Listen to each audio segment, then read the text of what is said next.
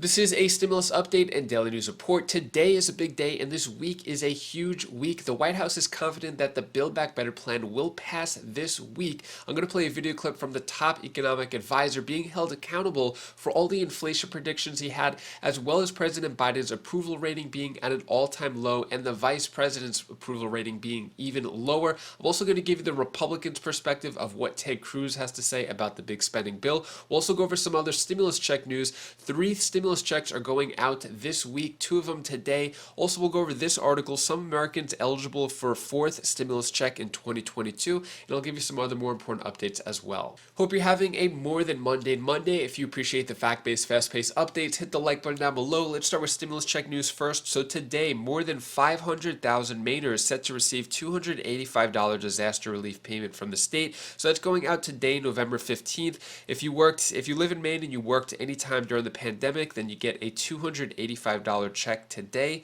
Also, child tax credits are going out today, November 15th. So child tax credit payments set to go out Monday, could be the next to last unless Congress acts. So basically, November 15th, then December 15th, and then you're getting a 6-month lump sum, the other half of the child tax credit in 2022. And we don't know what's going to happen with the future of child tax credits. It could be a year, could be 5 years, could be permanent. Although Joe Manchin wants to have requirements, income caps, as well as work requirements with that. So we don't know what's going to happen with the child tax credit. All we know is that we're going to get November 15th, December 15th, and the other half. We don't know what's going to happen after that. Also, California stimulus checks, nearly 800,000 more Golden State stimulus checks going out. So this is 784,000 payments with a total valuation of $555 million going out this week.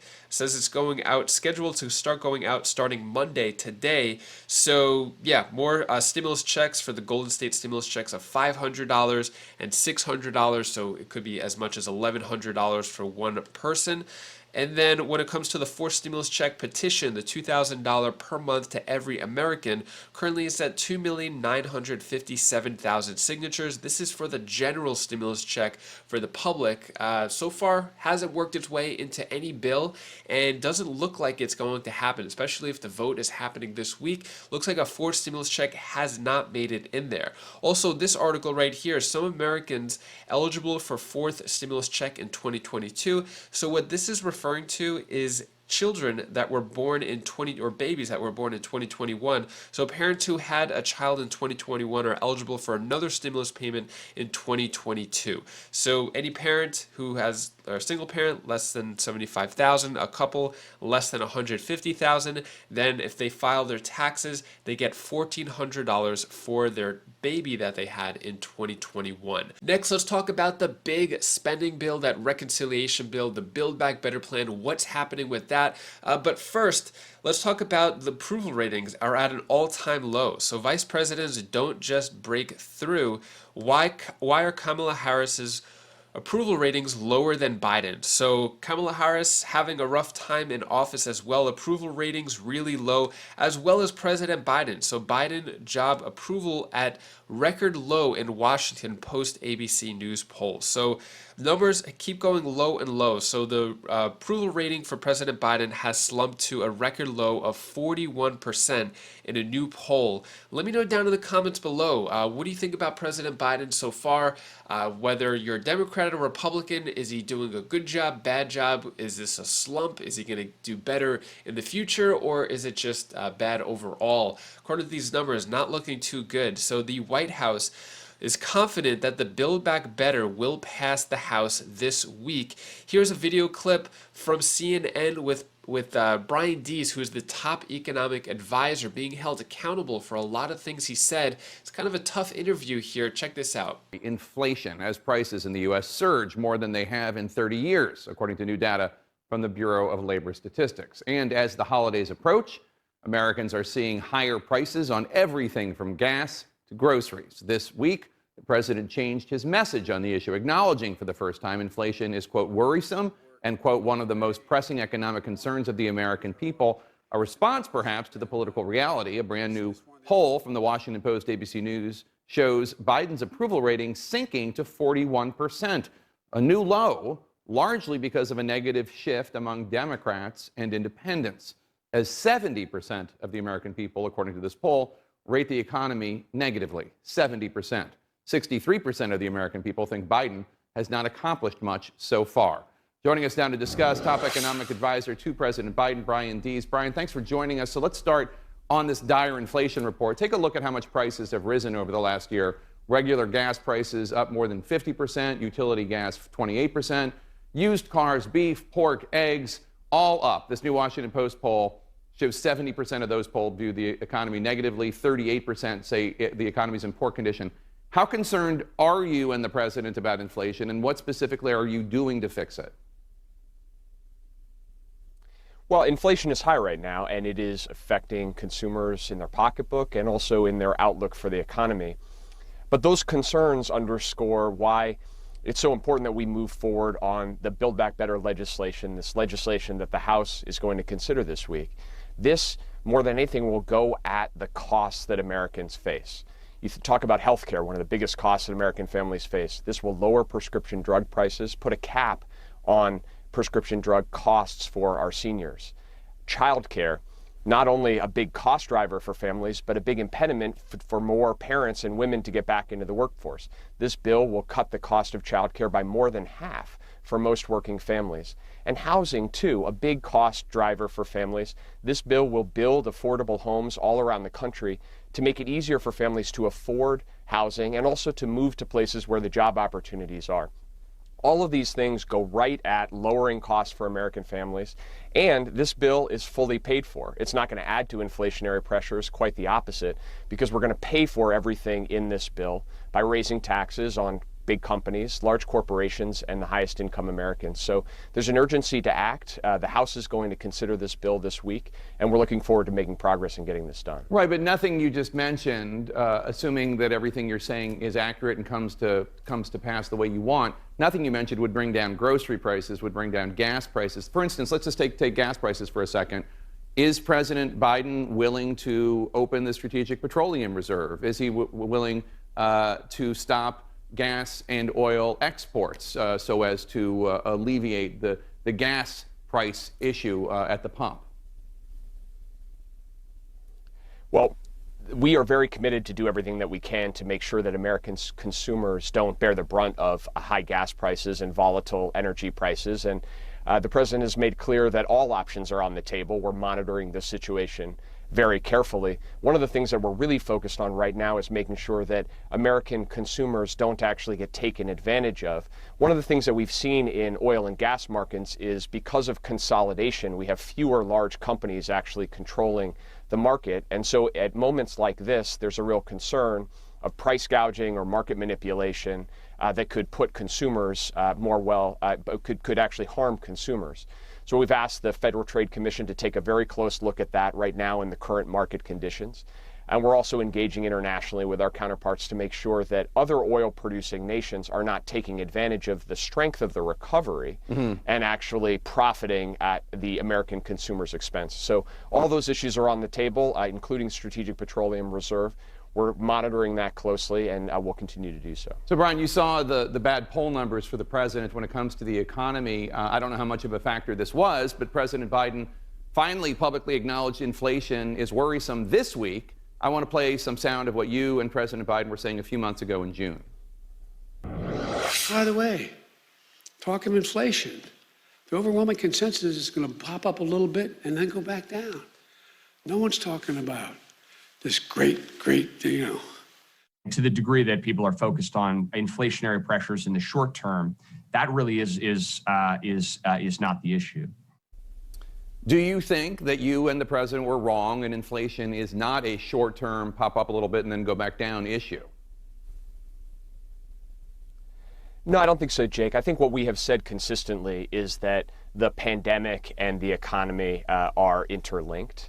And certainly we saw, just as the Delta variant posed real health challenges to the economy, it also had economic impacts. More people were consuming goods at home, watching TV rather than buying a new television, rather than going out to the movies and spending on services. And so that's added to some of the supply chain challenges that we face. But we're seeing these price increases as inflation globally because of the supply chain challenges associated with COVID. That's why we're going right at attacking those issues right now as well. In the very immediate term, we're working with ports around the country to get goods moving more quickly through the economy. And this infrastructure bill, the bipartisan bill that the president will sign tomorrow, is the most significant step that we will have taken in decades to actually invest in the arteries that help move goods more quickly through our economy, more cheaply through our economy, and was designed that we can move out quickly on some areas like our ports to try to start providing some relief. So we have been focused on this issue. We continue to be focused on this issue in the short term, but also addressing these medium-term issues as well. What are your thoughts on what Brian Deese has to say? Are they empty promises as usual? Is inflation transitory or temporary, as he said in the past? Are things going to change? Let me know your thoughts on all that down in the comments below. Next up is Ted Cruz, who is a Republican senator from Texas, talking about why the spending bill is not a good idea. I like to give multiple perspectives on this channel since I'm an independent myself, and I like to see different angles and get different ideas from different sources. So check this out, what Ted Cruz has to say. This week, we learned consumer prices for everything from milk and eggs to gasoline has skyrocketed 11.9% on an annualized basis in the month of October, as millions of workers are dropping out of the workforce because of this bad policy. Everyday items like eggs, bacon, baby food soaring because of all of the free money this administration and the Federal Reserve are serving up.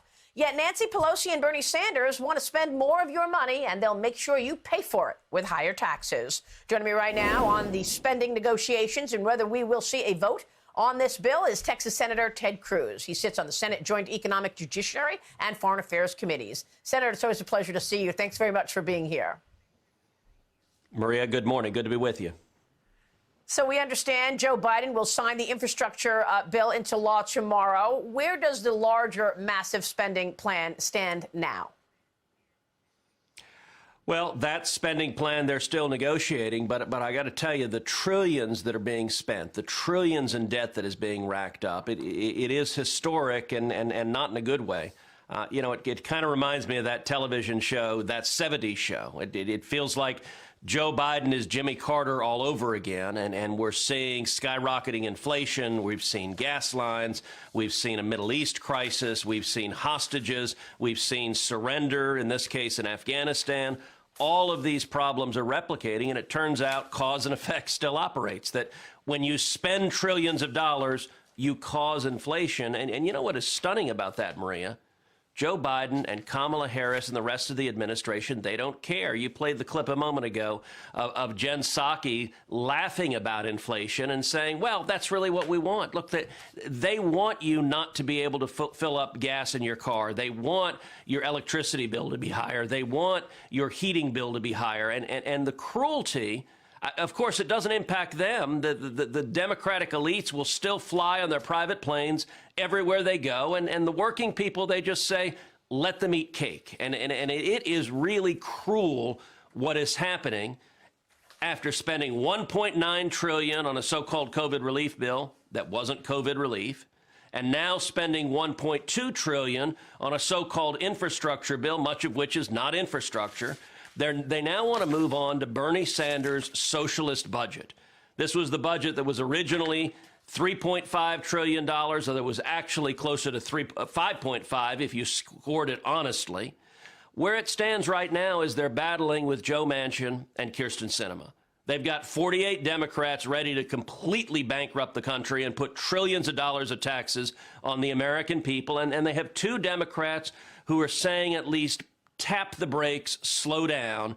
Every Republican opposes this boondoggle because the American people are paying for it. And unfortunately, we'll have to see if they can get 50 Democrats to agree to do substantially more damage and drive inflation up even more. There is a report this morning that says Joe Manchin may try to kick this can down the road and push this Build Back Better agenda into 2022. Do you think that there's truth to that? And on that climate summit, it's a good point that you just made, because we did get the scoring of that. And the hypocrisy of it shows that the footprint of that climate conference was double the last one. I mean, the visual of Joe Biden and his 85 vehicle lineup of vehicles in Europe was just beyond. But the question about inflation, Senator, and where this Build Back Better agenda stands, do you think we will see these price hikes continue as we go into Thanksgiving, where we're looking at one of the most expensive meals on record? Well, they're projecting that this will be the most expensive Thanksgiving we've ever had because we've seen food prices go up. But, the hypocrisy, Maria, is striking that this administration, the cruelty is the point. They are celebrating that the cost to fill your tank, that when you go and fill your tank in your truck, you're spending $100, $150. They're celebrating because they think that will eventually advance their Green New Deal, their green agenda at the expense of working people. Now, mind you, the hypocrisy is such, it doesn't impact their life. John Kerry has a private jet that he helpfully explained for someone like him, it's really the only way to travel.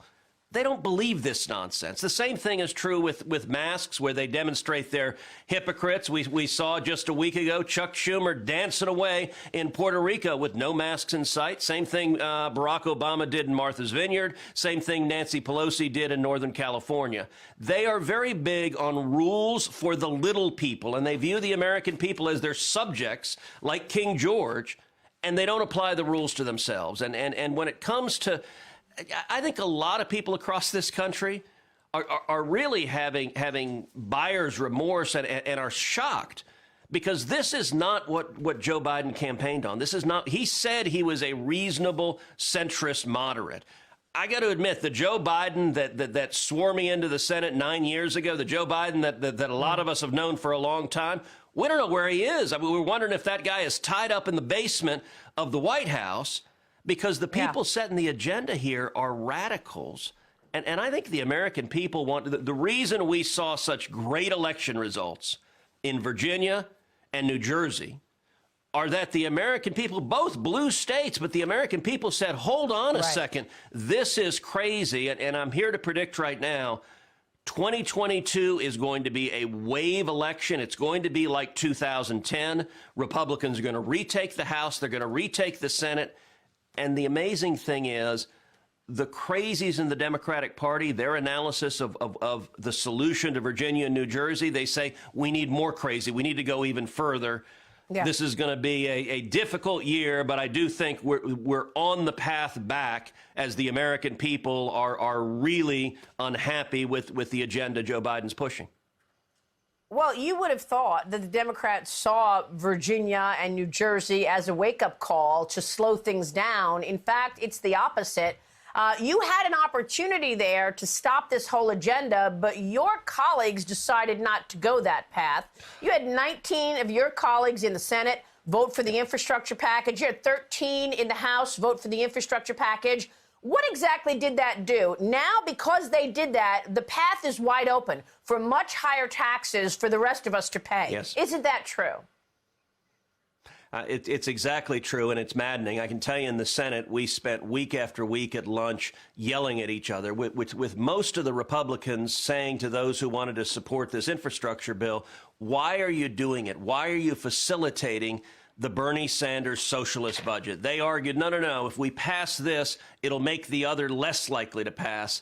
That never made sense to me. The Democrats never made any agreement to that. They didn't say, we won't pursue the Bernie Sanders budget. What they said is, okay, we'll take both. We'll take $1.2 trillion here, and then we'll take $5.5 trillion here. That's what the Democrats said. And I will tell you, in the House, for the House Republicans who voted for this, Joe Biden and the Democrats, their agenda was on the rails. It was failing. It was on the way to going down. And what those Republicans did is they breathed life into it. They gave Joe Biden a political win. He'll now go across the country touting, look at this big bipartisan win. And that additional momentum, unfortunately, makes it more likely that they whip their Democrats into shape and pass some multi-trillion-dollar spending bill on top of this that will include, unfortunately, trillions in new taxes. That's what the stakes are all about. I still hope it doesn't happen, and I hope Joe Manchin does what he suggested, which is to say, hey, let's kick this till next year. Let's wait until inflation is licked, till we've stopped inflation, then we can talk about the next package. I think that would show a lot of wisdom. That would be a very statesman-like act for Joe Manchin to do. Ted Cruz definitely had a lot to say, and it's definitely a different perspective from the Democrats and Brian Deese, the White House economic advisor I showed you before. What are your thoughts on what Ted Cruz has to say? Do you agree, disagree? So that is all the stimulus news I have for you today to hopefully brighten your day a bit. Here's my daughter Bella's tip of the day. Hi guys, this is Bo. This is the tip of the day. So this is the one thing that you should really know. What are the things that makes you happy? Tell me. What is it? Being with your family? Because being with my family makes me feel so warm and comfy in the inside. And also, a second thing that I love doing is I love being with my sister. I know she's a bit crazy. So this is all the things that I wanted to say in the comments. And say anything in the comments below if you want to do anything. Bye! Thank you so much for watching, and I appreciate you being a part of the Wise Flies community. I'm actually going to give more $200 checks this week, so if you watched it up until this point, you're in the know. I haven't really fully announced it yet, but I will do it any day now, so stay tuned for that. If you want to check out any of my other videos, you could click up here or down here, and I'll see you in the next video. Take care, be safe. Thank you for watching.